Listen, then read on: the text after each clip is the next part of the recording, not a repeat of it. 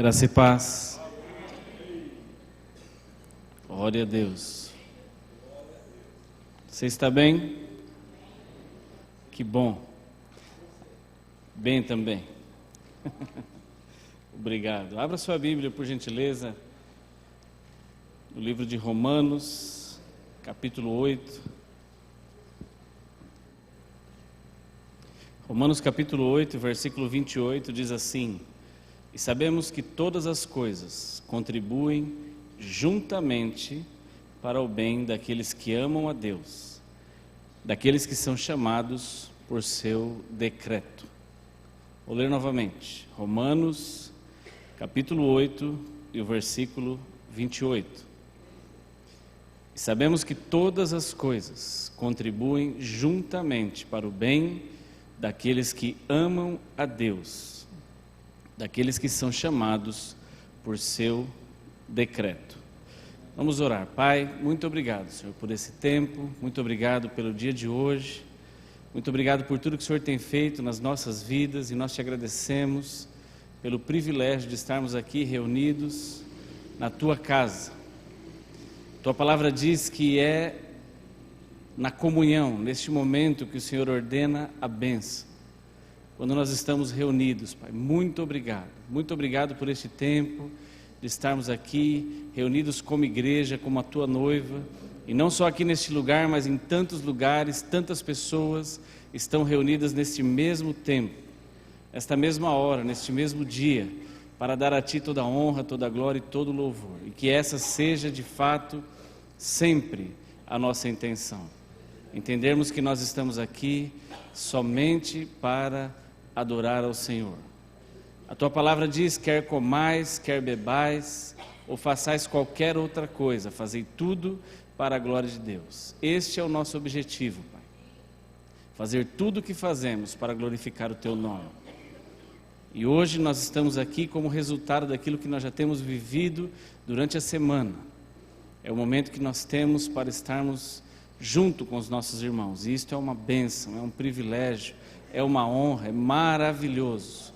Muito obrigado, Senhor, muito obrigado por este tempo, por esses meninos que nos conduziram durante este tempo para adorarmos ao Senhor, ministrarmos. Muito obrigado pela Tua palavra, e nós queremos nos expor a ela e que ela venha nos acrescentar uma vez mais, Pai, que o Teu Espírito Santo, que habita dentro de nós, possa trabalhar em cada um de nós, nos convencendo daquilo que nós precisamos melhorar, daquilo que nós precisamos abandonar, do pecado que às vezes tem nos atrapalhado de avançar, Senhor. Que o Teu Espírito Santo possa nos convencer, porque Ele é o único que pode de fato convencer o homem, segundo a Tua palavra, do pecado, da justiça e do juízo, e que Ele trabalhe dentro de cada um de nós, de acordo com a Tua palavra. É isso que nós te pedimos nesta noite. Abra os nossos olhos. Nós queremos ser uma terra boa, onde a Tua palavra cai e gera fruto, para a honra e para a glória do Teu nome. É isso que nós te pedimos, em nome de Jesus, e amém. Glória a Deus. Você sabe que você está aqui porque Deus preparou que você estivesse, não é? Você escolheu, e é uma bênção essa sua escolha. Algumas pessoas não escolheram, mas nós temos o livre-arbítrio, e não é problema nenhum, não é? Nós escolhemos estar aqui reunidos. Glória a Deus pela sua vida, glória a Deus por aqueles que têm ainda escolhido nos acompanhar de maneira online. Não tem problema, você também é bem-vindo, e obrigado por nos permitir entrar na sua casa ou aonde quer que você esteja nos acompanhando. Mas sempre que você puder, é ótimo tê-lo aqui de maneira presencial. Tem sido bom, não tem? Uma bênção, glória a Deus. E tem muita gente que gostaria de estar e infelizmente não tem podido, mas nós oramos também para que essas pessoas possam, né? Para que elas sejam curadas, para que elas sejam livres e para que elas possam estar aqui conosco. Inclusive temos sempre que possível orado pelos nossos irmãos que estão enfermos, para que eles possam estar livres de sua enfermidade e estar aqui conosco. Muito bom. A Bíblia diz aí no texto que nós lemos, sabemos que todas as coisas, diga todas, todas são todas, não tem todas mais ou menos, todas é todas, todas as coisas contribuem juntamente para o bem daqueles que amam a Deus. Você ama a Deus? Muito bom, então essa palavra é para você, você está incluído aqui. E diz assim: daqueles que são chamados por seu decreto. Nós ouvimos hoje pela manhã, eu não estava aqui presencialmente, mas eu pude ouvir a palavra ministrada pelo Paulo Henrique, e ele falou a respeito de Paulo, né, algum tempo, inclusive trazendo um contexto histórico de onde Paulo estava em determinado momento, escrevendo ali aos Colossenses, e nós sabemos que Paulo não teve uma vida fácil. A vida cristã de Paulo foi uma vida muito complexa, muito difícil. Não, se tem alguém que não viveu uma vida de moleza, foi Paulo. Paulo realmente teve uma vida bastante atribulada. E aí, às vezes, nós podemos pensar assim: mas será que faz parte da vida cristã passarmos por tribulação? E eu lhe respondo: sim, porque a Bíblia diz, né? Tiago 1:3, nós podemos ler lá para que você possa perceber isso e não achar que eu estou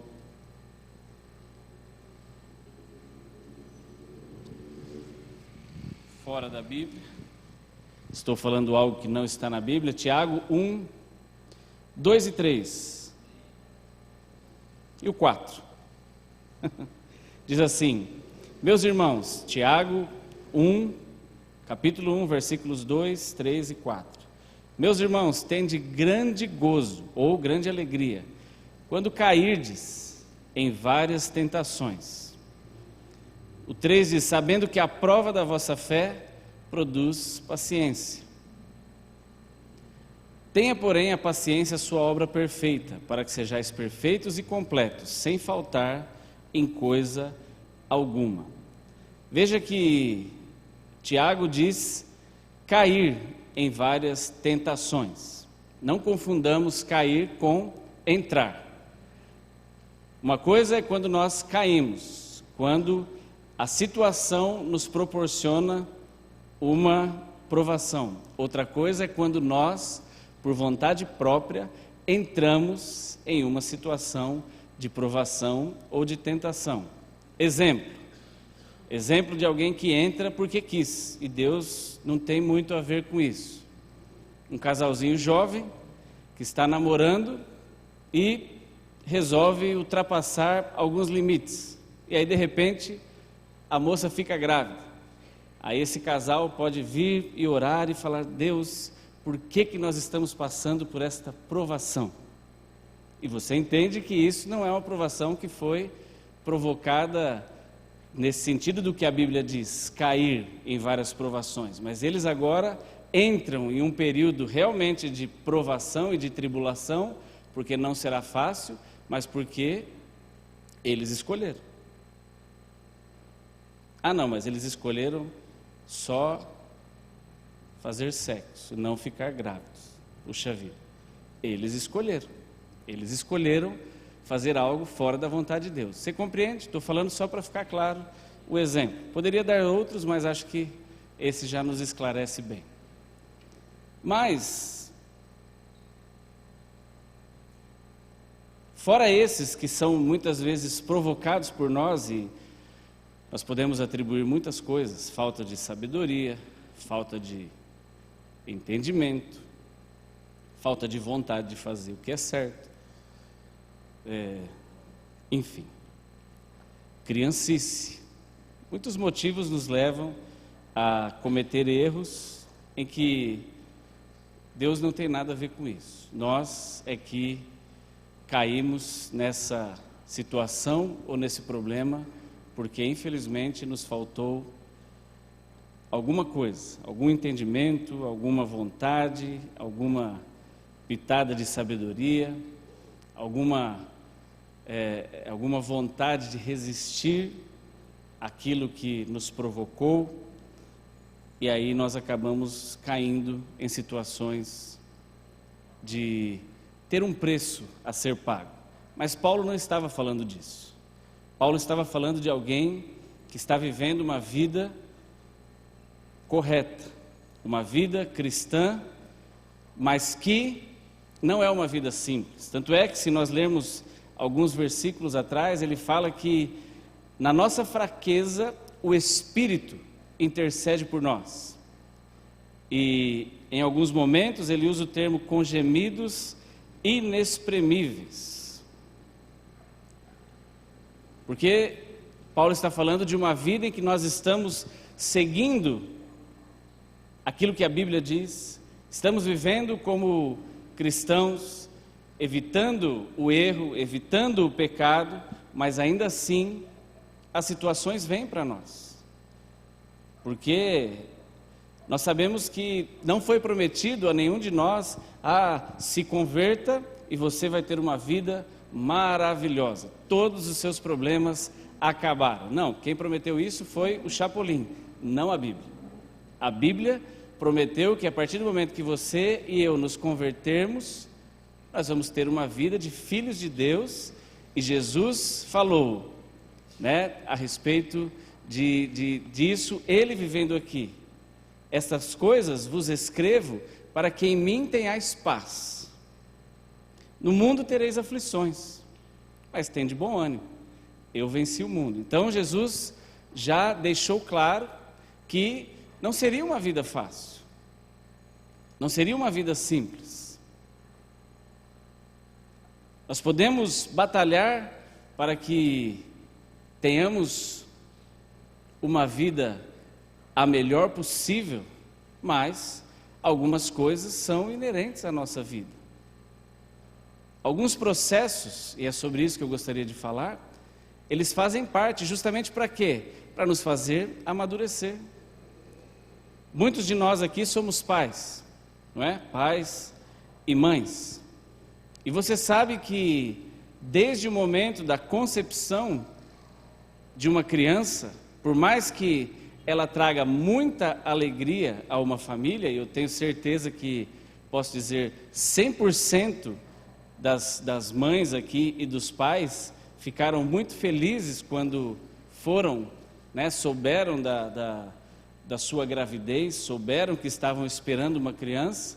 Talvez você possa ter tido um susto, mas você ficou feliz. Mas a partir do momento que nós ficamos grávidos, eu estou falando como casal, você sabe que quem fica grávida é a mulher, mas eu digo nós porque nós passamos pelo processo juntos. A partir do momento que nós, como casal, ficamos grávidos, começa um processo muito bom, mas um processo que também vai trazer algumas dores, ou não? São 9 meses, em média, não é? Em que o corpo da mãe, ele é muito modificado. É um processo.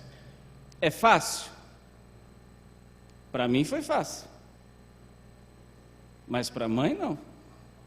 Para nós que estamos ali, calma. Não dói tanto. Mas quem sabe é quem está ali carregando a criança no ventre. Esticando. Esticando. Esticando. Outro dia eu vi a Celine numa foto e, puxa vida, 2 esticam mais ainda. Então não é um processo simples, é um processo, mas quem de nós aqui, qual das mães aqui não falaria que foi uma delícia ter tido uma criança? Pela motivação, pela alegria de ter o filho, por tudo, mas trouxe dor. No momento do parto, então, meu Deus, eu não posso imaginar a dor que é. Eu só acho que eu imagino, mas não consigo fazer ideia. As mulheres são muito fortes, porque parece que dói demais, irmão. A Nádia já quase quebrou o braço da mulher, a enfermeira. Porque deve doer muito. eu arrisco a dizer que nós, homens, desmaiaríamos. A maioria de nós não suportaria tal dor, não é? Pois é. Talvez vocês não assumam, como eu estou assumindo publicamente, mas é bem provável que não aguentaríamos. A gente quase desmaia com injeção, não é? Em alguns casos, desmaiamos. Então nós somos de fato um pouco mais frágeis. Não, frágil não, mais moles. E ainda a gente fala que a Bíblia diz que a mulher é o vaso mais frágil. Esse é um pouco controverso. Para isso, por exemplo, para as coisas do corpo, olha, as mulheres são muito guerreiras. Mas enfim, voltemos aqui. É um processo. Nenhum de nós poderia ter nascido se alguém não tivesse escolhido passar por uma situação. Para que a criança cresça, existe um período, muitas vezes de dor, de sofrimento, de mudanças. E depois que a criança nasce, isso continua no corpo dela e na vida nossa. A criança vai crescendo, existe uma fase em que ele sente dores, né, nos seus ossos, ali quando adolescente, e é ótimo. Nós olhamos para os homens e mulheres de Deus, depois de grandes, depois de adultos, né? Olharemos daqui uns anos para o Gustavo e o Guilherme e falaremos: olha que rapazes abençoados, que sorte do Gilmar e da Rosângela, ter dois homens assim, abençoados em casa. Mas ninguém, talvez, tenha tentado entender os primeiros 20 anos, ainda não chegou, estou falando de um futuro, mas ninguém tenha tentado, talvez, entender como é criar dois meninos dentro da mesma casa durante 20 anos, tudo que gera de bom, mas que gera de estresse. Eu crio um e já dá um estresse, imagina dois ao mesmo tempo. Porque você que tem um filho só, assim como eu, não é que ele é quietinho, é que ele não tem outra criança. Mas gêmeos, eles têm outra criança o tempo todo. Então, é o tempo todo, irmão, pegando fogo. E é criança. Daniel, acho que está um pouquinho, não sei se é só para mim aqui, mas está. É o tempo todo. Mas nós olhamos para essas coisas, quando é na vida dos outros, e falamos: ah, olha que sorte do irmão. Olha que sorte daquele irmão, aquele casamento abençoado. Olha que sorte daquele irmão, aquele ministério abençoado. Olha que sorte daquela irmã, a família dela abençoada. Mas nós não nos preocupamos em pensar o que passa uma pessoa para chegar a certo ponto de sua vida, seja no seu casamento, seja na sua vida individual, como homem, como mulher, seja na sua vida como pai, seja na sua vida como um pastor, como um ministro, como um professor, seja na sua carreira. Nós simplesmente olhamos, não é? Ah, para Paulo foi fácil, porque Deus tratou direto com ele, né? A luz veio e tudo aconteceu para ele, e aí nós achamos que foi fácil. Fácil porque nós estamos vendo tudo pronto. Se nós pararmos para pensar como deve ter sido suportar tudo que Paulo suportou, foi muito doloroso. Mas tudo isso fez parte de um processo para crescimento dele, e não só dele, para crescimento de todas as pessoas que vieram ao Evangelho através dele. E até chegar a nós. Às vezes nós declaramos esse versículo e até o cantamos, né? Todas as coisas cooperam juntamente para o bem daqueles que amam a Deus. Mas de repente, quando Deus nos coloca ou nos permite estar em alguma situação em que é para o nosso crescimento, nós não enxergamos com tanta facilidade assim. Às vezes enxergar isso na vida dos outros é mais fácil, Quando você vê alguém passando uma situação complicada, aí você fala: ô irmão, não fica assim não. Todas as coisas cooperam para o bem daqueles que amam a Deus. O irmão está sofrendo, está realmente ali numa situação bem difícil, complicada, e nós somos rápidos no gatilho em lembrar desse texto. Mas de repente a situação é conosco, seja ela em que área for. E aí quando nós lembramos desse texto, nós falamos: puxa vida, será? Será que isso é de Deus mesmo?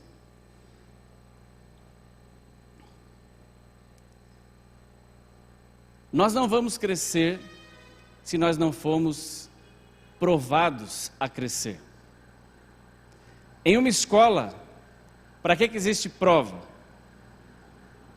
Para que existe prova na escola?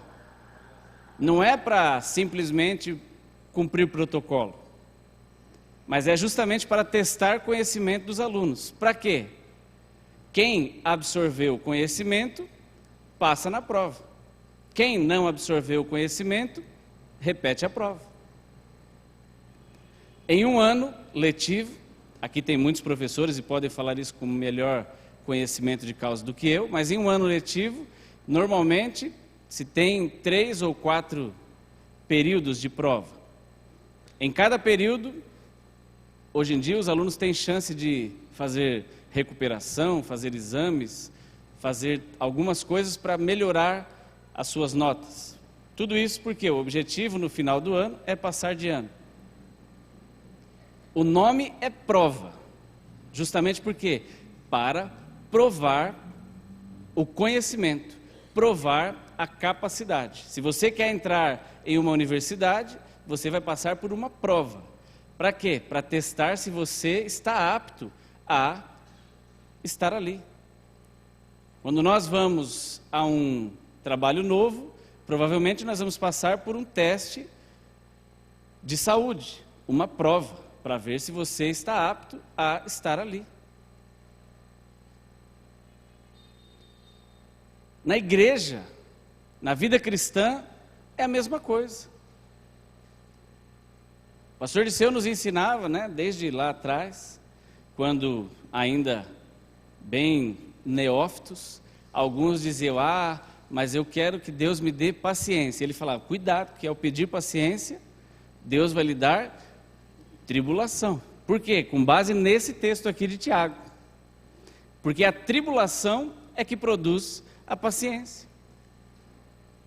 Você e eu estamos querendo crescer no fruto do Espírito. Qual é a melhor maneira de nós ser do nosso crescimento? Situações que nos coloquem à prova. Senhor, eu preciso melhorar no domínio próprio. Deus vai providenciar situações para mim, para você, onde nós testaremos o nosso domínio próprio. Senhor, eu preciso melhorar quanto à benignidade, à bondade. Pois não, Gilmar? Romanos, capítulo 5 e versículo 3. Vamos lá. E não somente isto, mas também nos gloriamos nas tribulações, sabendo que a tribulação produz a paciência. Obrigado, Gilmar. E a paciência, a experiência. E a experiência, a esperança. E a esperança não traz confusão, porquanto o amor de Deus está derramado em nosso coração pelo Espírito Santo que nos foi dado. Então isso faz parte da nossa vida cristã. E às vezes nós reclamamos, mas não é preciso reclamar, é preciso passar pelas situações, passar pelos processos, para que você e eu sejamos aprovados. O objetivo de todos nós é sermos aprovados. E ao invés de lutarmos para que não haja prova, nós deveríamos lutar para crescermos, para que as provas fiquem cada vez mais fáceis. Ainda na analogia da escola, quem passa melhor pela prova da escola? Quem estuda. Portanto, quem vai atrás de absorver ou reter aquilo que tem aprendido. Quem tem maior dificuldade de passar pelas provas da escola? Aqueles que são mais relaxados. E ficam com o seguinte pensamento: quando chegar na hora da prova, eu colo. Eu dou um jeito. Ô professor, pode ser com consulta? Não. É só consultar a sua mente, a sua memória. E muitas vezes, na nossa vida cristã, também não vai poder ter consulta, não vai poder colar. É você e a prova. E aí nós queremos ajuda, mas é você, eu e a prova. Muitas provas precisam ser individuais. Muitos processos serão individuais para testar o seu crescimento, para aprovar o seu crescimento. Para que nós possamos evoluir, nós precisamos ser aprovados. Para que nós possamos avançar, nós precisamos ser aprovados. E faz parte. Não reclame. Porque as tribulações, elas não vêm do jeito que nós queremos. As provas, ao contrário das provas da escola, que são previsíveis, as provas na nossa vida cristã, que se mistura com a nossa vida em todos os aspectos, né? Não adianta nós queremos separar, eu tenho uma vida cristã, eu tenho uma vida secular, eu tenho uma vida espiritual, eu tenho uma vida física, eu tenho uma vida... Não, irmão, é a mesma vida. Jesus está em toda a sua vida. A palavra, ela tem que estar em toda a sua vida. O Espírito Santo habita em mim e em você, e para estar conosco em todo o tempo, em todos os lugares, em toda a nossa vida. E nós não podemos escolher as provas, mas as provas vêm. E alguém pode dizer assim, mas Deus não traz a prova. Olha, a Bíblia está dizendo. Eu não estou falando aqui quem é que trouxe, eu estou falando aqui que existem situações que nós vamos passar e não há escolha. Eu fui visitar a família do pastor Paulo Franco, ainda um mês praticamente antes da Zuleika partir. E obviamente que o cenário não era bom. Ninguém estava em festa. E é comum não termos neste momento aptidão ou vontade de estar em festa. Essa situação, este momento, é um momento refletivo, é um momento de se apegar com Deus, é um momento de orar mais, é um momento de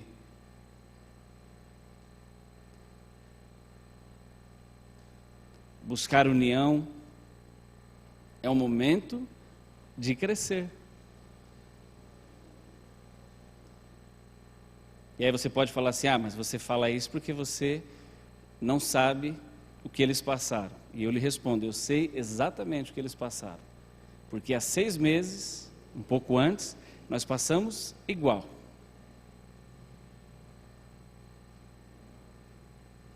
E é interessante que nós não podemos escolher. Porque se Deus nos desse a chance, alguém de sua família vai ficar doente e vai morrer. Escolhe aí. Puxa vida. Eu teria uma lista. Senhor, tem umas prioridades aqui. Cada um de nós vai falar, se tem que escolher, então... Não, mas não é assim que acontece. Se Deus nos desse a chance de escolher, nós olharíamos para o nosso benefício. Se Deus nos desse a oportunidade de escolher, nós iríamos começar por aqueles que, de acordo com a nossa justiça, precisam mais. Mas o processo é Deus quem escolhe. Seja comigo, seja com você, seja com cada um de nós. E eu estava lá compartilhando com eles e com o pastor Paulo Franco, e eu falei para ele algo que eu já comentei aqui. Eu falei: pastor, às vezes nós ficamos procurando respostas em Deus. Senhor, por que o Senhor não traz a cura dessa situação? Por que a tua palavra diz que tem cura? Jesus operou cura, mas a cura não está se manifestando agora. E quando eu orei assim, muitas vezes, ao final de todo o processo pelo qual nós passamos, a resposta que eu tive é: a cura veio. Mas o processo não era para fazer crescer o meu pai, por exemplo, no caso da minha família. O processo não era para operar crescimento, no caso da família deles, provavelmente, na vida da Zuleika. Mas o processo era para fazer crescer as pessoas que estavam passando ali. E quem de nós pode dizer assim: ah, mas esse processo aqui é de Deus, este não é? Não, a Bíblia diz aqui: todas as coisas contribuem. Eu não sei que tipo de situação você tem passado. Eu não sei que tipo de situação tem acontecido na sua família. Muitas coisas nós não podemos prever. Situação com os nossos filhos.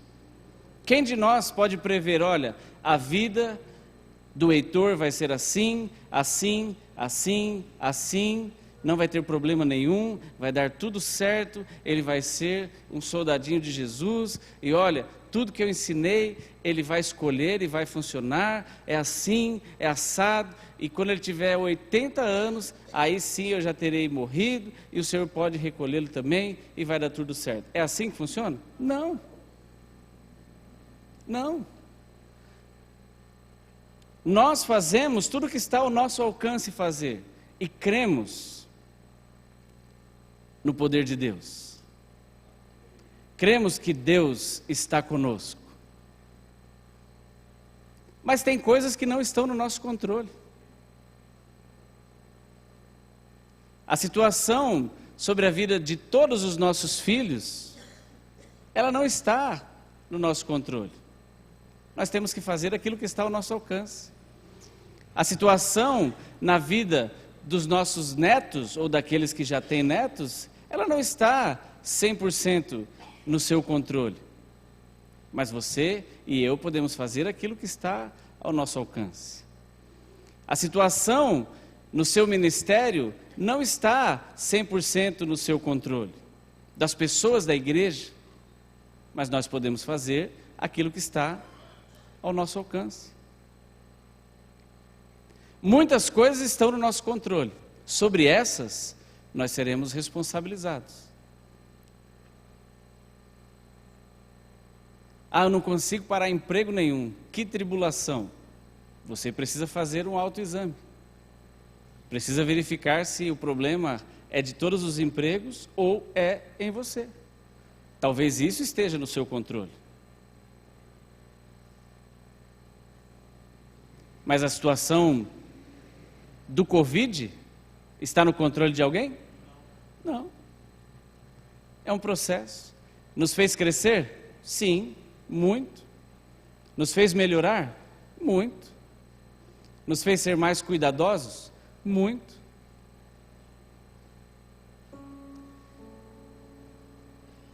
Nós ficamos felizes. Ah, Senhor, muito obrigado pelo Covid, porque o Covid, olha, matou muita gente e nós estamos felizes com isso. Lógico que não.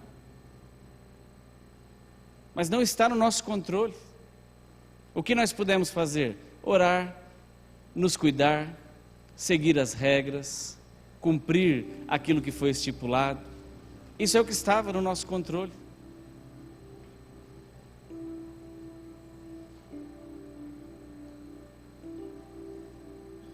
E como já foi dito aqui muitas vezes e cantado inclusive, Deus continua sendo Deus.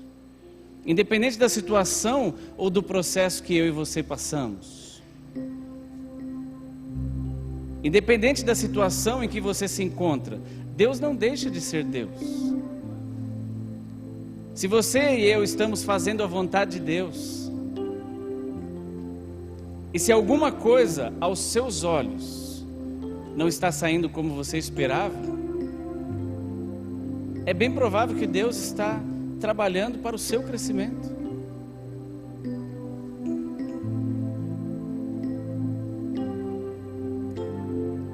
Puxa, mas eu estou há tantos anos nesse trabalho, está me suprindo, mas não é isso, eu não estou feliz, e lá eu tenho muito problema, eu sou perseguido, eu sou testado o tempo todo, eu sou provado, as pessoas me perseguem. Fique firme, não desista, é de lá que Deus tem dado a você o seu sustento. Glória a Deus por esse trabalho, não reclame. Nós estávamos compartilhando com os irmãos essa semana a respeito do povo de Israel no deserto. A Bíblia diz que eles ficaram andando em círculos por quantos anos? 40 anos. 40 anos, irmãos. Muitos de nós aqui não têm 40 anos de vida ainda. Um grupo de pessoas ficou andando em o mesmo lugar durante 40 anos. Um dos nossos irmãos, engenheiro, abençoado, teve a curiosidade de fazer um estudo geográfico a respeito do lugar onde eles caminharam. Eles caminharam dentro de uma distância de 300 quilômetros. 300 quilômetros é daqui, me ajude aí, os motoristas. Daqui em Campinas,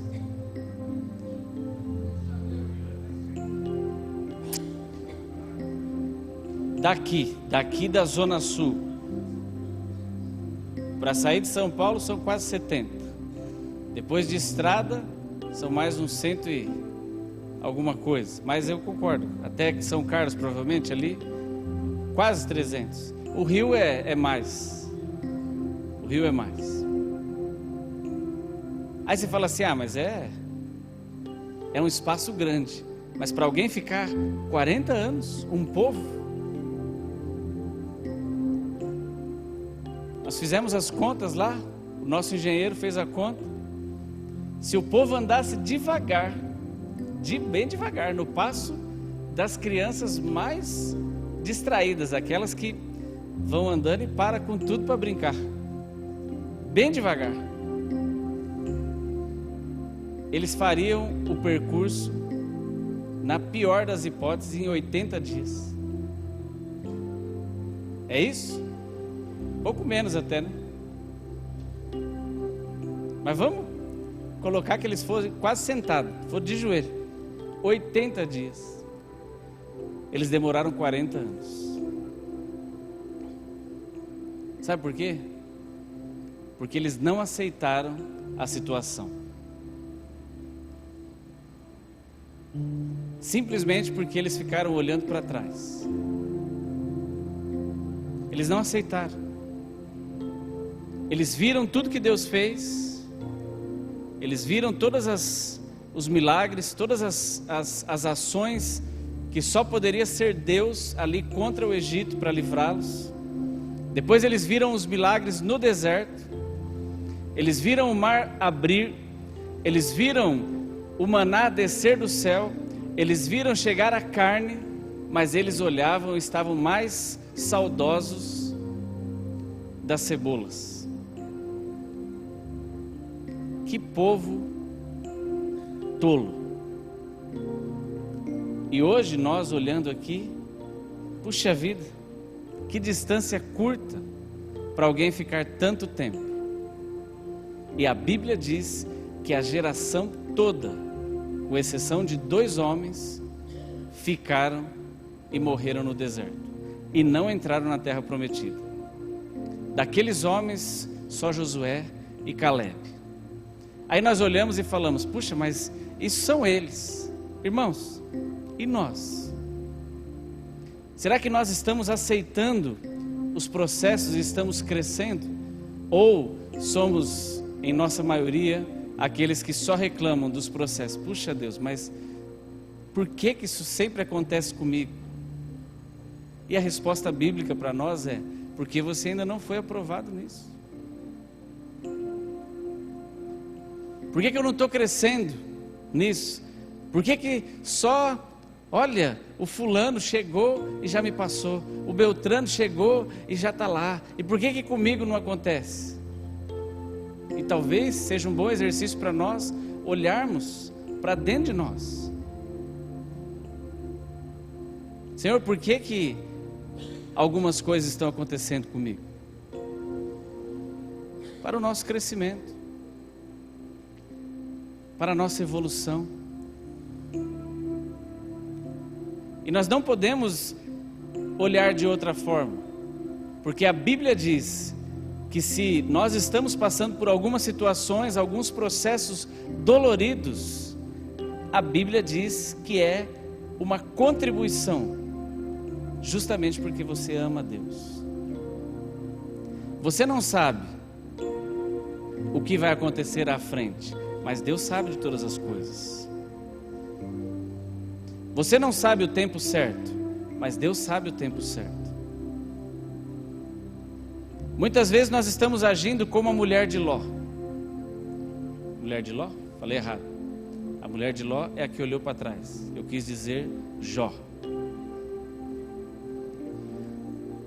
Muitas vezes nós estamos agindo como a mulher de Jó, como loucos, reclamando de coisas que estão acontecendo na nossa vida ou na vida daqueles que estão conosco. Ah, mas não é possível. Ah, mas isso não é de Deus. Vamos amaldiçoar a Deus e vamos morrer.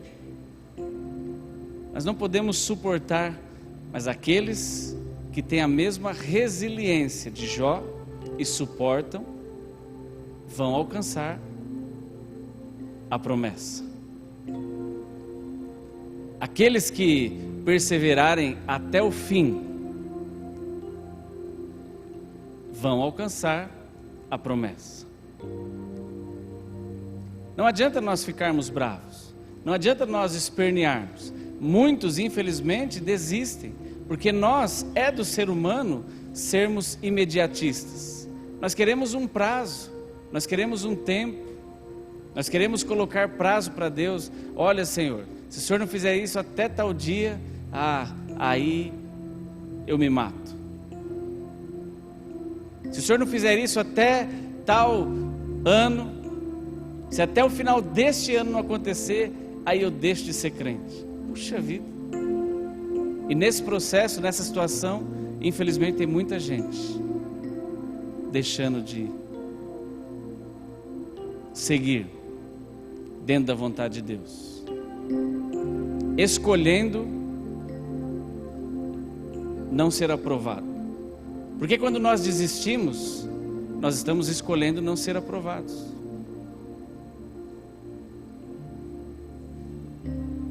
Aí você pode pensar assim: ah, mas eu estou aqui há 40 anos e ainda não aconteceu nada. Quem disse que não aconteceu nada? Olha para a sua vida. Será que não aconteceu nada? Quantos livramentos Deus tem dado a você? Quantas pessoas já morreram? Quantas pessoas ficaram para trás? E você está aqui. Ah, mas eu estou aqui há tanto tempo e nada aconteceu. Será que nada aconteceu? Aconteceu. Você está aqui, glória a Deus pela sua vida. Mas poderia estar melhor? Isso não está nas suas mãos.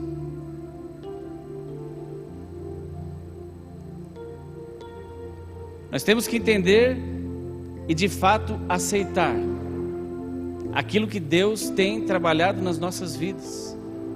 Muitas vezes nós gostaríamos que uma situação chegasse para nós com menos de 1 ano, e às vezes duram 10 anos. A Bíblia diz e fala a respeito de homens e de exemplos que passaram muitos anos até que aquilo que Deus tinha para a vida deles se cumprir. Podemos falar de José. Mas José, se fosse no nosso tempo, alguns pregadores falariam: ah, José, ser vendido não é de Deus não. Ficar num poço não é de Deus. Olha, ser caluniado e ser preso não é de Deus. Provavelmente José, nos nossos dias, teria ouvido muitas palavras que talvez o tirariam ou tentariam demais tirar ele do caminho e do processo pelo qual ele passou. Mas ele entendeu que Deus estava no controle. A grande questão é que nós às vezes não queremos entender que Deus está no controle. Ah, é uma situação de doença. Aí alguém chega na sua casa e fala: não, isso não é de Deus, isso é porque, olha, isso é o diabo, que vocês estão em pecado. Não, irmão, ore, fale você com Deus. Essa situação aqui é porque, olha, se roubar o teu carro, está em pecado. Não, meu irmão, vou te dar uma notícia. Todos nós que temos carro somos passivos ter um carro roubado. Não tem a ver com pecado ou não, tem a ver com ter carro. Sabe quem não vai ter o carro roubado? Quem não tem carro, não quem não tem pecado. Ah, morreu da minha família. Aí alguém fala: é porque tem pecado na sua família. Não, sabe por que morreu alguém na sua família? Porque estava vivo.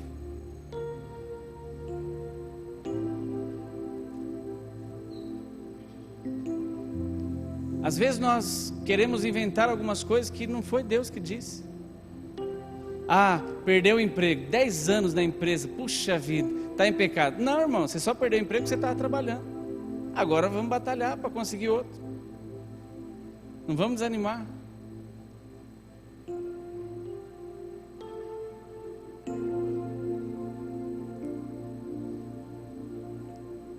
Deus vai trabalhar e tem trabalhado na vida de todos nós. Mas nós precisamos entender o trabalhar de Deus. E precisamos entender que é para o nosso crescimento. E você, assim como uma criança que está num processo de gestação dentro de sua mãe, e assim como uma mãe que está gerando uma criança, vai passar por situações que não são confortáveis. Crescimento gera desconforto. Só o que gera conforto, irmão, é preguiça. Porque preguiça é uma maravilha. Preguiça é só deitar e esperar. Só que preguiça, isso sim, é pecado. Crescimento dá trabalho. Crescimento dói. Crescimento exige esforço. Crescimento exige dor muitas vezes. Você que está gerando algo dentro de você, ou Deus tem um propósito, está gerando alguma coisa com você, não desista. Não fique desanimado. Ah, não acontece, está muito difícil. Imagine uma mãe, de novo, que desistisse no meio do parto. Não, eu não consigo, não tenho força, não dá. E qual é a palavra dos médicos ou dos enfermeiros, mesmo depois de 1, 2 ou até 3 dias de trabalho de parto? Vamos lá, faça a última força, até que a mulher está lá quase já desfalecida, e de repente ela junta forças, não se sabe de onde, mas é de dentro dela mesmo, e a criança nasce. E aí sim, ela pode, pelo menos ali naquele instante, descansar. Foi fácil? Não. mas foi necessário. É fácil chegar a alguns objetivos que Deus tem estabelecido junto com você? Não. Mas algumas situações são necessárias. Ah, Senhor, tantos anos que eu passo estou com essa situação de doença, tantos anos que eu estou com essa situação no meu casamento, tantos anos que eu estou com essa situação no meu ministério, tantos anos, será que não tem um atalho? Será que não dá para colar? Será que não dá para cortar caminho? Infelizmente ou felizmente para nós, a resposta é não. Nós temos que passar aquilo que vai nos fazer chegar a esse objetivo que Deus tem com você, que Deus tem conosco. Ah, mas não é possível que Deus goste de me ver sofrer tanto assim, não?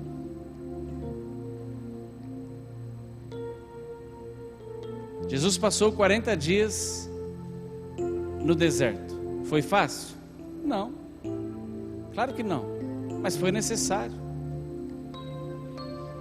Para várias coisas, uma das necessidades era que nós pudéssemos ser ensinados hoje, que até Jesus precisou passar por um período de deserto.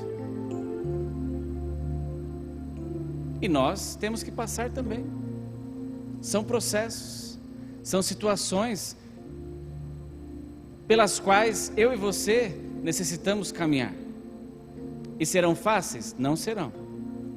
É fácil cantar todas as coisas cooperam para o bem daqueles que amam a Deus no meio da situação? Claro que não. Mas talvez você esteja passando. O que você e eu precisamos fazer? Crer que nessa situação Deus está conosco. O texto de Isaías diz: quando passares pelo fogo, a chama não arderá em ti. Quando passares pelas águas, elas não te submergirão. E a promessa é: eu estou contigo. Paulo, ao escrever isso aqui, um pouco mais à frente, ele declara um dos textos mais lindos da Bíblia, que é o Cântico de Vitória. E ele diz assim: que diremos, pois, a estas coisas? Estou no versículo 31 do capítulo 8. Se Deus é por nós, quem será contra nós? Aquele que nem mesmo ao seu próprio filho poupou, antes o entregou por todos nós, como nos não dará também com ele todas as coisas? Quem tentará acusação contra os escolhidos de Deus? É Deus quem o justifica. Eu vou ler de novo. Quem intentará acusação contra os escolhidos de Deus? É Deus quem o justifica. Essa palavra é para você. Quem intentará acusação contra você? É Deus quem te justifica. Ah, mas eu estou sendo caluniado. Quem intentará acusação contra você? É Deus quem te justifica. Ah, mas eu preciso me defender, eu preciso fazer uma faixa, eu preciso gritar, eu preciso chamar a polícia, eu preciso justificar. É Deus quem te justifica. Ah, eu vou processar a empresa. É Deus quem te justifica. Não trabalhe na força do teu braço. É Deus quem te justifica. Quem os condenará? Pois é Cristo quem morreu, ou antes quem ressuscitou dentre os mortos, o qual está à direita de Deus e também intercede por nós. Intercede por você. Ah, Senhor, eu estou sozinho. Não está. Quem nos separará do amor de Cristo? E aí mais uma vez, a tribulação, ou a angústia, ou a perseguição, ou a fome, ou a nudez, ou o perigo, ou a espada. Infelizmente, muitas pessoas têm sido separadas do amor de Cristo. Sabe por quê? Não por causa da vontade de Deus, mas porque elas não suportam. Elas não estão dispostas. Quando nós olhamos para esses bancos, aqueles que saíram daqui para outros ministérios, para expandir o reino, glória a Deus. Mas muitos dos bancos vazios são pessoas que desistiram. Muitos dos bancos vazios são pessoas que, isso é demais para mim. Não chega nunca, eu não suporto. E aí escolheram colar um caminho mais fácil, cortar caminho. Infelizmente, quando nós desistimos, Deus respeita a nossa vontade, porque é vontade nossa. Senhor, eu não quero mais, então eu não aguento mais, é muito pesado para mim.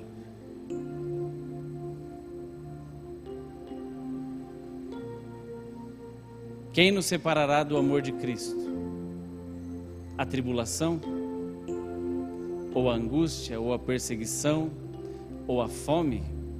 Ou a nudez? Ou o perigo? Ou a espada? Versículo 36 diz: como está escrito, por amor de ti, somos entregues à morte todo dia, e fomos reputados como ovelhas para o matador. Não é fácil. Não há uma promessa de que venha, né? Você nunca leu uma faixa ali na frente: entre aqui e você sairá só alegria. Entre aqui e aí sim a sua vida passará a ser um mar de rosas. Entre aqui e você vai viver só de festa. Não. Mas há uma promessa. O versículo 37 diz assim: mas em todas essas coisas, todas, diga todas, em todas essas coisas somos mais do que vencedores, por aquele que nos amou. Porque estou certo de que nem a morte, nem a vida, nem os anjos, nem os principados, nem as potestades, nem o presente, nem o porvir, nem a altura, nem a profundidade, e nem alguma outra criatura nos poderá separar do amor de Deus que está em Cristo Jesus, nosso Senhor. Glória a Deus. Muito obrigado por este tempo. Muito obrigado, Senhor, pela Tua palavra. Muitas vezes nós, como crianças, queremos espernear, queremos não entender. Como crianças nós ficamos às vezes com raiva quando os nossos pais nos corrigem. Ficamos choramingando, ficamos bravos e não entendemos a correção. Senhor, mas que o Teu Espírito Santo nesta noite nos faça crescer e entender todos os processos pelos quais o Senhor quer que nós passemos. Nós não queremos ficar como o povo de Israel, murmurando, reclamando, pecando, errando e andando em roda, sem poder entrar na terra prometida, Pai. Senhor, nós queremos ver as Tuas promessas cumpridas nas nossas vidas. Nós queremos ver as Tuas promessas cumpridas na nossa família. Nós queremos ver as Tuas promessas cumpridas neste ministério. Nós queremos ver as Tuas promessas, Senhor, cumpridas sobre as nossas vidas. Mas nós queremos, Senhor, acima de tudo, a Tua vontade sendo feita sobre as nossas vidas. A despeito daquilo que nós queremos, independente dos nossos choros e das nossas murmurações e reclamações, o que nós queremos é que a Tua vontade, porque a Bíblia diz que a Tua vontade é boa, agradável e perfeita. Então, Pai, nós Te pedimos nesta noite que a Tua vontade seja feita sobre as nossas vidas. Nós entendemos e aceitamos a Tua vontade. Por mais que às vezes ela contrarie a nossa vontade, o nosso entendimento, aquilo que nós queremos, mas nós não sabemos, na maioria das vezes, o que devemos querer, ou o que devemos pedir. Por isso a tua palavra diz que o teu Espírito, que habita em nós, Ele intercede por nós. E que nós possamos entender, receber de Ti, nesta noite, resiliência, uma dose reforçada de entendimento, para que possamos suportar, para que possamos entender que podemos ser vencedores em todas essas coisas, porque nem a morte, nem a altura, nem a profundidade, nem qualquer outra criatura nos separará do amor de Deus. É isso que nós declaramos nesta noite, Pai, como igreja. É isso que nós declaramos nesta noite, como igreja. É isso que nós declaramos nesta noite, como igreja, para a honra e glória do Teu nome, em nome de Jesus. Amém? Vamos encerrar declarando esse texto? Vamos todos juntos? Verso 31 de Romanos 8, deve estar aí na tela. Que diremos, pois? De novo. Que diremos, pois, a estas coisas? Se Deus é por nós, quem será contra nós? Aquele que nem mesmo a seu próprio Filho poupou, antes o entregou por todos nós, como nos não dará também com Ele todas as coisas? Quem intentará acusação contra os escolhidos de Deus? É Deus quem os justifica. Quem os condenará? Pois é Cristo quem morreu, ou antes quem ressuscitou dentre os mortos, o qual está à direita de Deus e também intercede por nós. Quem nos separará do amor de Cristo? A tribulação, ou a angústia, ou a perseguição, ou a fome, ou a nudez, ou o perigo, ou a espada? Como está escrito: por amor de Ti somos entregues à morte todo dia, e fomos reputados como ovelhas para o matadouro.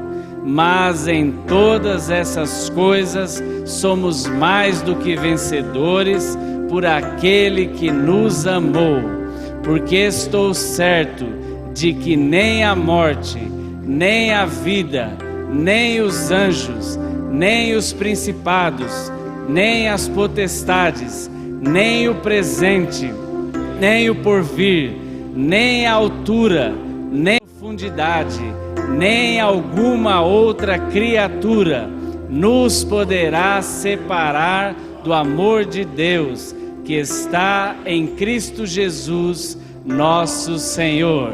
Amém. Glória a Deus.